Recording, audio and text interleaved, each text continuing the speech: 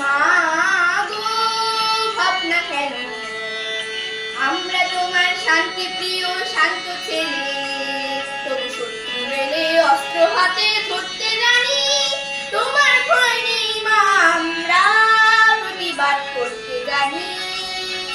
মা গো ভাবনা কেন, আমরা তোমার শান্তি প্রিয় শান্ত ছেলে, তবু শত্রু এলে অস্ত্র হাতে ধরতে জানি।